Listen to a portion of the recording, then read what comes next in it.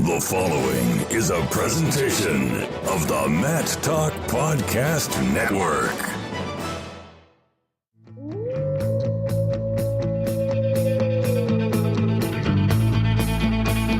The mind of Pat Popolizio is a wondrous thing. And for you Pack wrestling fans, you'll get to go inside the mind of the Skip each and every episode here on the Pack Mentality Pop-Ins podcast. Now, here's your host, NC State Director of Athletics Digital Communications, Brian Reinhardt.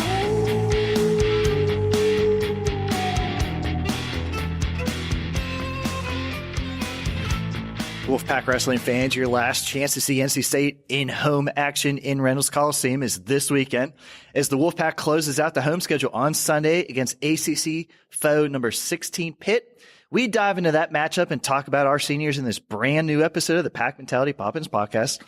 Thanks again to downloading and subscribing to the only podcast from NC State Athletics. I'm your host, NC State Director of Athletics Digital Communications, Brian Reinhardt, and back to answer these hard-hitting questions is the head coach of the Wolfpack, Pat Popolizio. Good afternoon, Brian. Pat, I was expecting more, but okay. That's why I did that. Hello. Hello. I was going to talk about this beautiful day. I'm just glad we were able to get you in to do this podcast and didn't find you outside somewhere. I was going to say, you're really bringing in the listeners by saying hi, and that's it. So, yeah. Well, it's your personality, actually. In that great open I came up with, I mentioned it's the last home duel of the season this Sunday. Pat, sure seems to me the season has really wrapped up kind of quickly here. It's been moving fast, no doubt about that. 3 big duels left of the season and 1 coming up on Sunday, so let's slow it down a little bit. Come out and support the Pack for Senior Day this Sunday as we host Pitt. We're asking all of our fans to wear red and Pack Reynolds Coliseum. So purchase your tickets now at gopack.com/buy tickets. And of course, you can come to Reynolds on Sunday and buy them at the box office. But before we look ahead to that matchup against the Panthers, we have to look back at the last week of action. Number 8, NC State went on the road and came away with a 23-17 win at number 23, Virginia, last weekend. And after dropping that first bout, NC State won 4 straight and 6 of the next 7 overall to take that commanding lead. Pat, the lineup is finally starting to get back to full health almost. What were your takeaways from the win at Virginia? Yeah, great duel over there. I think it was a good atmosphere. It got loud. They got a great fan base, so they packed it in. And I thought we wrestled pretty well, and both teams obviously showed up and competed hard, and we were fortunate enough to get that extra win that we needed in that dual meet and move our lineup around a little bit to kind of make things work. But, yeah, pleased with the majority of our matches, a couple mistakes that we'll continue to learn from, but a lot of positives to take away from that duel. And congratulations to you. Great graphic. Someone pumped out, but you picked up your 100th win here at NC State. It's been a building process, and there was a lot of people that got the program to this point. No doubt about it. It is, when you think about it, how many people that have been a part of this journey over the last 7 years. It's been pretty impressive and very thankful for all that. But, yeah, 100 wins here at NC State. I think you put that out there. Not career, though, because you can't forget about Binghamton. I never did. I told you, I feel like you don't ever want to bring that up. It's kind of like Nick says the same thing about it. Yeah, what's up with that? Anyway, I texted you the next day. I said, don't get a big head. You're only 276 from Guzzo. Wow, that's a yikes. Yeah, you're going to be here for quite a while if you want to break that record. Yeah, no doubt about that. But NC State improved to 14-2 on the season, starts 2-0 in ACC action. And the Pack has won 7 straight conference duels and 7 of the last 8 ACC road duels. Pat, your guys really like to wrestle in Reynolds, but I always get the sense some of them enjoy a hostile road atmosphere. You guys were tested at UVA, tight quarters, small gym, but loud crowd. Definitely a good road atmosphere for you guys to compete in. Yeah, we needed that.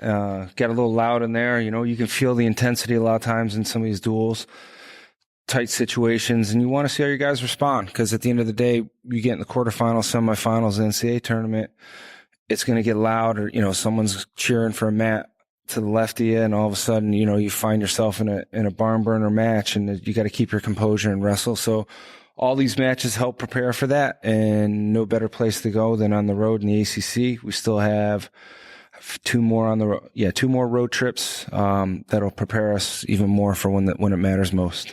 And we need to dive into the rule book real fast. One call that's come at the last two duels, I wanted to get you to explain to our fans. Now, for anybody that's come to Reynolds, you often hear both coaching staffs screaming at the top of their lungs, danger.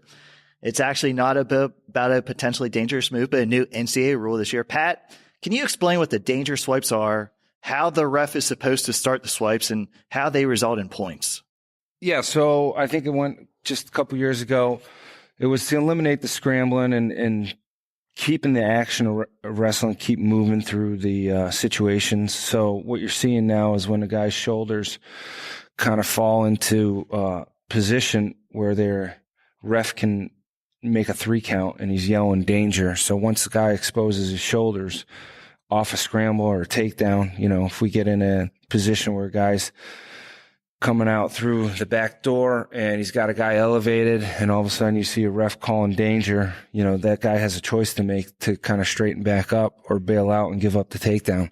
And, it's taken some time for guys to figure it out, but I think for the most part, guys understand where they're at. And, a lot of times you'll see refs, you'll forget about it. They get in a scramble and both guys might be giving up position. And I think sometimes refs forget to start that count. And I think that's probably why you're yelling it a little bit.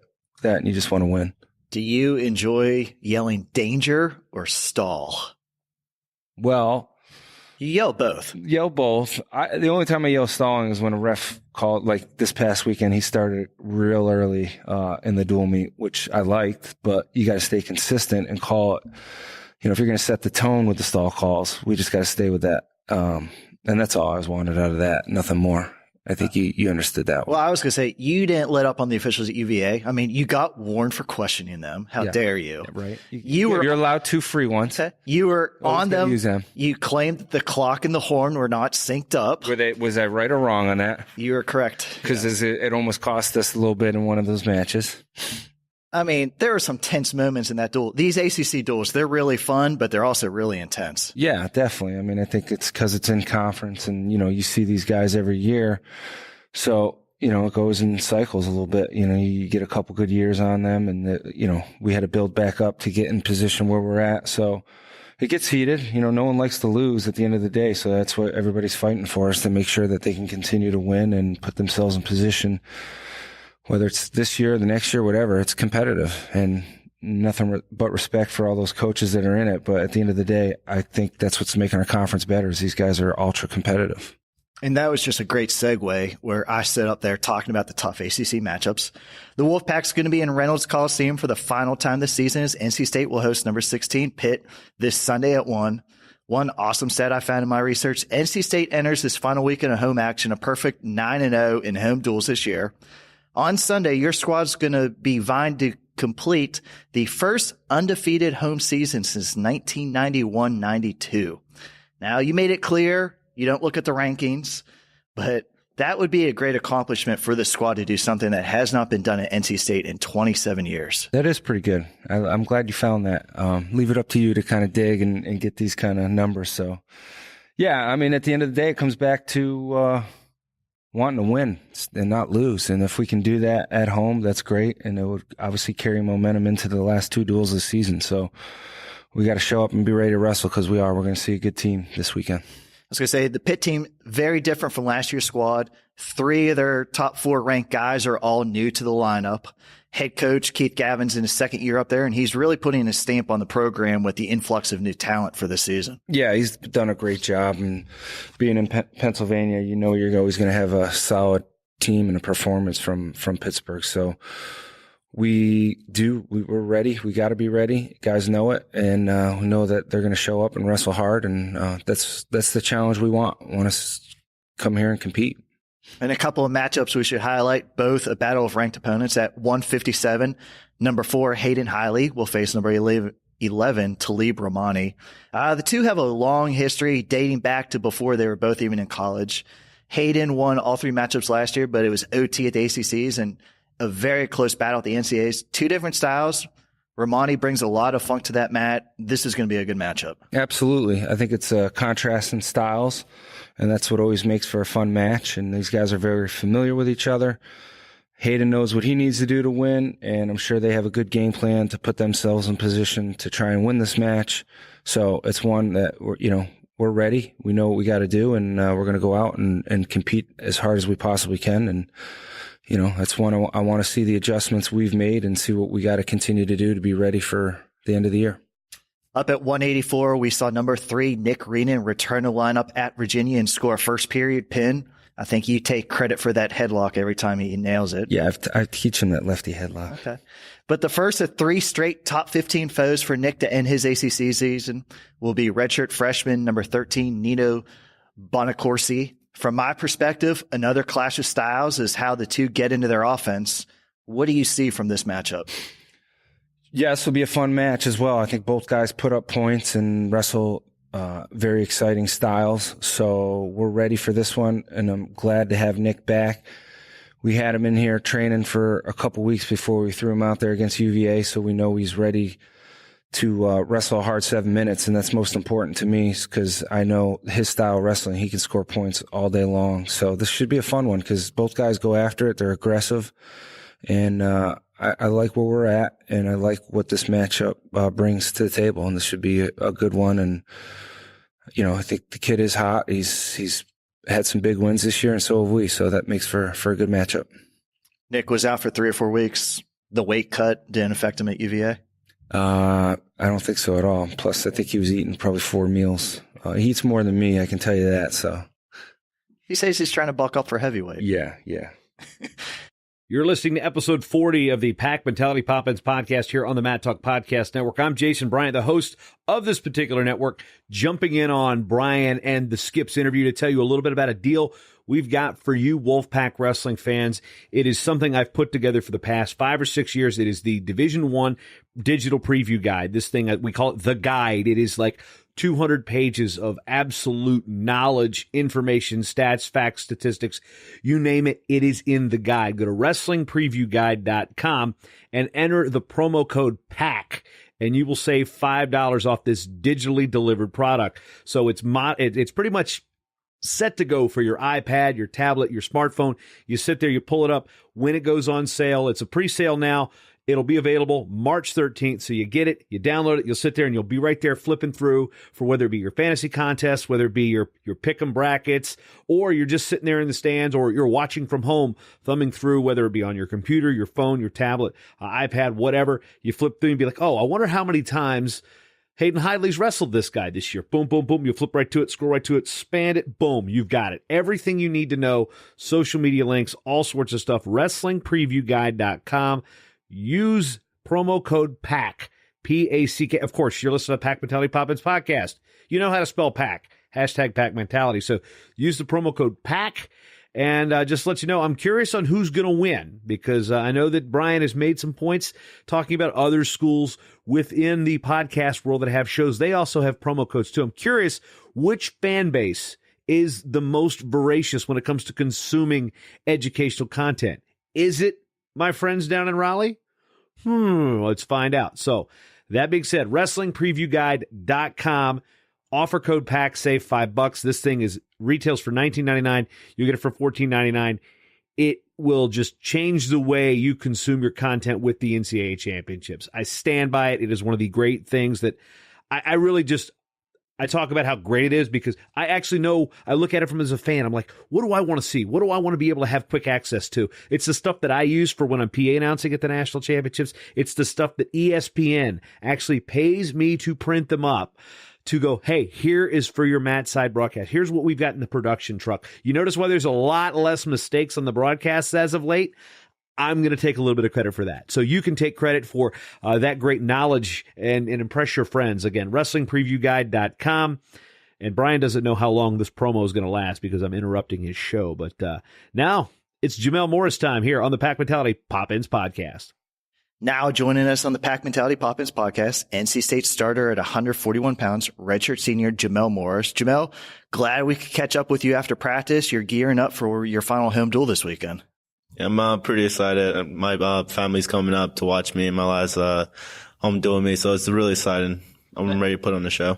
was going to say, you're from Florida. Does your family make it up a lot? Not really. My mom works a lot, but my dad's retired now, so he likes to make the drive up here sometimes. Okay. Well, hopefully it'll be a great environment hosting Pitt, another big ACC dual season for you. Yeah. Is it stepped up a level for you? Are they a little more exciting now? They're more exciting. I'm kind of like, they have me like seated like low in the ACC, so I'm like looking at it as like, this is my hit list and this is what I have to take out. So it's pretty exciting. It's like, it's been a long process getting to where I am right now. So I'm ready to show everyone what I'm made of and who I am. And it's a really unique situation with the NC State wrestling team over the last few seasons, 2 sets of twins. In our podcast a few weeks ago, we chatted with Thomas Bullard, and now we have one half of the Morris twins, Jamel, and 2 sets of twins, but kind of 2 different circumstances this season for the Bullards and the Morrises. Bullards are at different weight classes. They're 1 weight apart, but NC State started the season with both Morris twins at the same weight. And Jamel, looking back at the preseason, was it hard having both you and Jamal at 141 for your final seasons, competing for one spot? Yeah, it's like bittersweet because like, you know, you want to be like on the mat side by side with them and like, but like we kind of saw this coming a little bit. It's like eventually we might have to go wrestle off each other. And so like we talked in the beginning of the year, like, just no hard feelings, whoever wins and stuff like that. In the wrestle off, was there trash talking? No.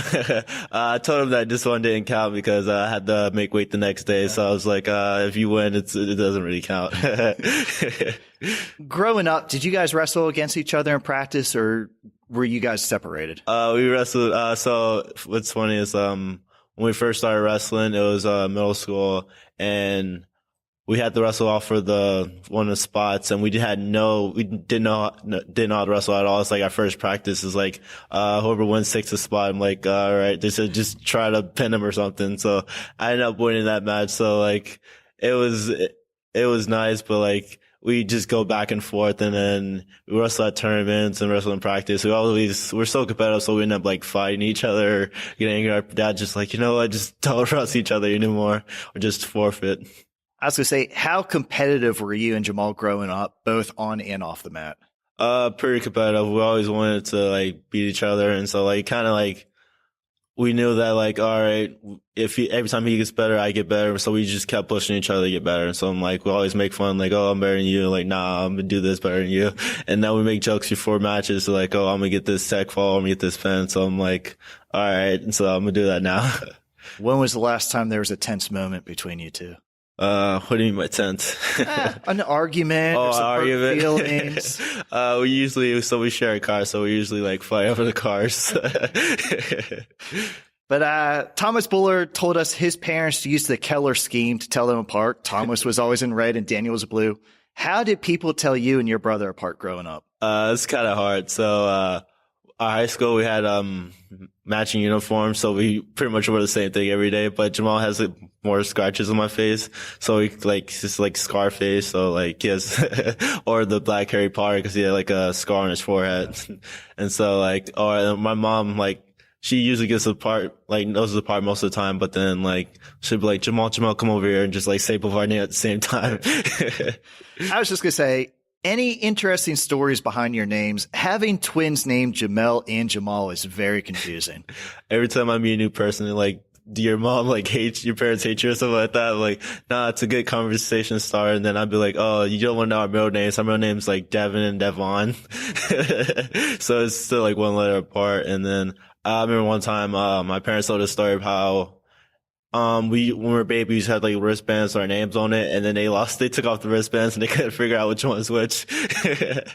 Now the Bullards called you and your brother out. They kind of said you guys pull the switch a lot more than the Bullards. Yeah. Okay. So you agree with that? Yeah. It's fun to mess with people. Okay. Well, not everybody, but you know.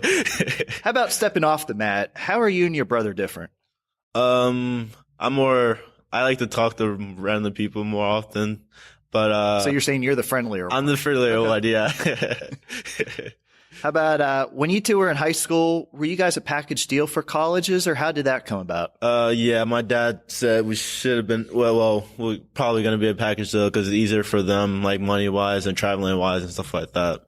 And then it's like you have like a friend with you going to college, so you're not like alone going to a different place. You guys still roommates? Yeah. I was going to say, I was hoping there was no separation there, but now Jamal started the season in the starting spot, but now you've taken over and you've been gone 5-0 in the duels at 141. A difficult kind of circumstances to be in, competing against your brother, but finishing up the regular season, heading into the postseason. This is one heck of an opportunity for yourself. Yeah. Would you say? And how much are you looking forward to just your chance to be out here now and performing in your last season? Yeah, when he was starting, I was like, every time I watch him wrestle, I'm like, I wish I was out there. I wish I was out there competing and stuff like that. And then when I got the opportunity to do so, I'm like, all right, I got to take advantage of this and just have fun with it. My dad always says, like, you don't have to like be serious all the time when you're wrestling. Just have fun, go out there and try to score points. So that's what I've been doing. I've been keeping that mentality of just having fun. I've been listening to music and just jamming out in the middle of the match sometimes. Just like, I just got to put up points and just do what I've been doing all year. You seem to enjoy getting a tilt on guys. Yeah. Would you rather take down a guy or get a near fall? I like tilts better, but I used to throw a lot, but I got away from that because I don't know, I kind of do like, if I'm on my feet a lot, then yeah, I'll try to throw you. But if I'm on top, I'm definitely trying to tilt you up and trying to attack you fast as possible. You had a big win up at UVA. You got that first takedown within the first 5 seconds. You said you're going to work on your neutral game a lot more. How much confidence did that get, getting that early takedown? It was really nice. I thought since he beat me over the summer by like a point or whatever, he'll be a lot better. But then I was like, I think at the first takedown, just like, all right, this is going to be a piece of cake pretty much. So I'm like, I gained confidence and like, all right, I know, like if I had in my head, I'm not getting taken down, I can take anyone down whenever I want at my will, then that's what I'm going to do. Was that a double you took him down with that first? Yeah, it was a double. Is that your go-to or just whatever the situation goes? I usually like to do Russians to like upper body, but I usually try to get my Russians and then people fight off it, and then a double's just right there. And we use the hashtag pack mentality a lot around here. I think your situation's a prime example of what pack mentality means. You've been in the program now for 5 years and you've had to be patient, wait your turn, but now you're in the starting lineup. How did you stay focused and prepare for this year's situation? It's been hard. My dad always like, whenever I have like issues like wrestling or like mental stuff, I talk to my dad. He's like, just be patient, wait your time, just keep trying to get better and keep improving. So that's like my mentality going to practice. And just like, I just remember like, every time I lose or every time I don't win a match the way I want to do, just remember that feeling in practice and try to push myself and just be patient and wait for my time to shine. And as I mentioned, you've won the last 5 duels for the pack at 141, and very impressive stat. You've outscored those foes 53-3, and you had a pin. This is your 3rd different weight class here at NC State. You also set time at 125 and 133. Is 141 more comfortable, less of a weight cut, or just the situation said you get older, you gain a little more weight? I think I was heavier when I went down to 125, but it's 141's actually pretty comfortable and easy for me to like make weight. Like once I like start eating healthier, the weight just fall off, so I'll kind of walk around like 5 over, 4 over. Was it true with Virginia? You woke up the morning right at weight. You didn't even have to cut weight. Yeah, Pat was like, "You got to eat more food." I'm like, "All right." I kept eating, and I'm like, I can't eat anymore. And everything kind of comes full circle here. This weekend against Pitt, you'll have your final home duel of the season. You're one of the seniors we're going to be honoring before the match. What kind of emotions will you have competing in Reynolds one last time as a member of the Wolfpack? It's gonna be great. I love the atmosphere so much. I remember like 5 years ago, there's like barely people in the stands, but then now it's like always packed. It's loud. I love it, and it's gonna be a great feeling for me. Just like leaving everything off on the mat and just going out there and doing my best. And just like yourself, your opponent from Pitt has also gone up a couple of weight classes. LJ Bentley is a former NCAA qualifier at 125, but now in his final season, he's also up at 141. You're still looking to build your resume for the NCAAs. What must you do to come away with a win in this matchup? Just dominate on my feet. I know he moves around a lot, so once I take him down, just go to work on top like I usually do. When are people going to start not choosing down against you? They have no choice. So if I take them down, I'm gonna still be on top. Okay. They try that, but I'm just like, all right, I'm still gonna take you down. So I'm ending up on top no matter what. I was saying, practice, are you focusing now, taking down guys a little bit more? That's the point that you're trying to get here for the end of the season? Yeah, I'm kind of like working more on my feet, move my feet more with conditioning and my legs, and then I'm kind of like practicing like, oh, when a guy doesn't give you a wrist, what am I going to do now? Get you out of this, talk a little school. You're majoring in science, tech, and society.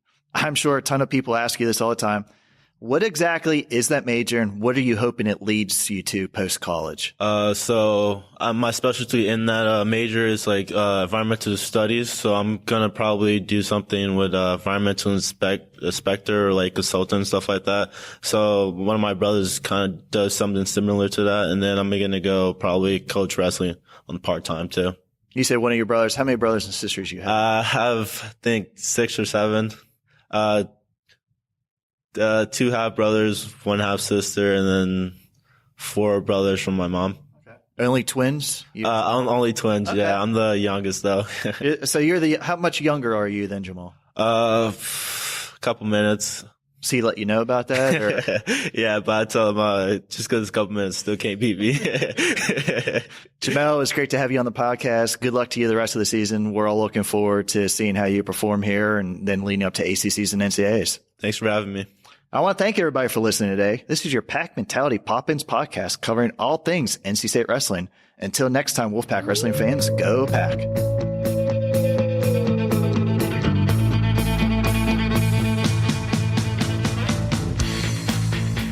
Pack Mentality Pop-Ins podcast is produced by the Mat Talk Podcast Network. For more wrestling podcasts, go to MatTalkOnline.com.